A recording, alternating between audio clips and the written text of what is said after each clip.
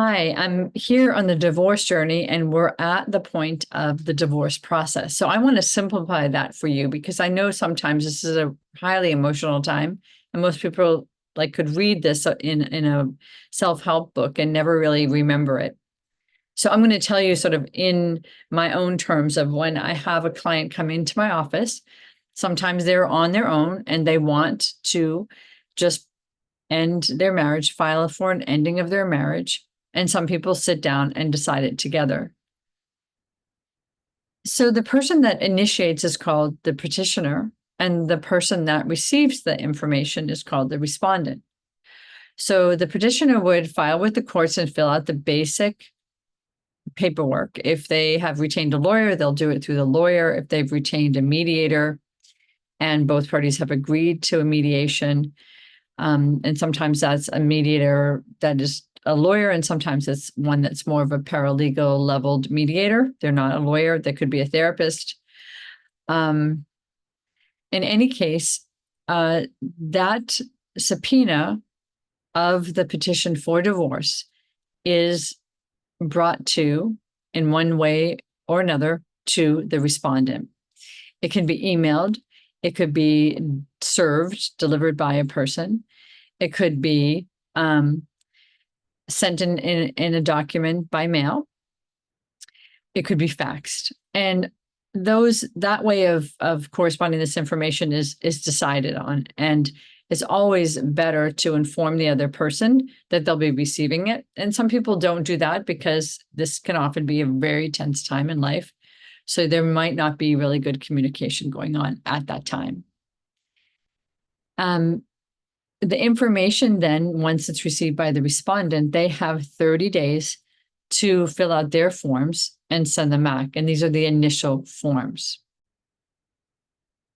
So these forms vary from state to state, but they can be financial disclosures, the initial petition, and various other just simple forms that are in the registry to fill out. So some of it is I will include a document at the end of this saying, in California, this is what is expected for the petitioner and the respondent. So you have that information. At this phase, oftentimes people are requesting restraining orders or temporary custody agreements, because a lot of times divorce ends in a crisis or a marriage ends in a crisis. And so there's a response from the court system of how to manage the crisis. And then if there are areas of concern in terms of the other parent or the financial situation, then things can be done more immediately through the court system by filing separate filings for each of the concerns. Again, once you go into the court system, there is a court mediator that can actually hear what you're asking for and review it with the other parent at that time and then present it to the judge. So sometimes things can be decided quickly, and sometimes, especially during COVID times, there was a huge backlog in divorce filings. And so a lot of these things did not get addressed quickly. And so divorce took longer than the normal time of 6 months and a day because of the overload in the court system. When this happens, a lot of times people find a private judge to do the filings, and that does not have to be prohibitively expensive. It can be pretty moderately expensive, a moderate price based on how much time you might take to go through the court system, which was during the COVID times, at least a year and a half.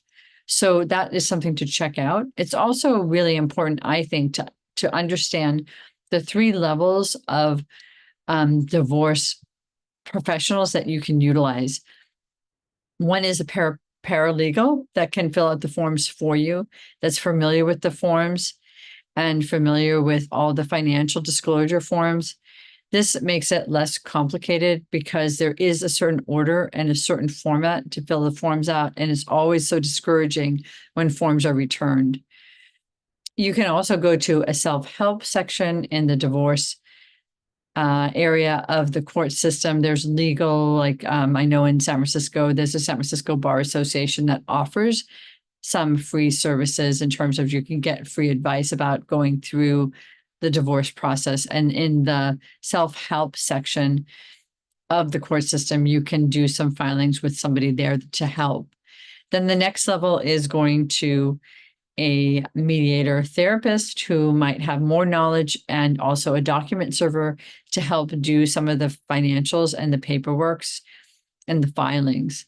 So that's always helpful to have someone sort of initiating that process.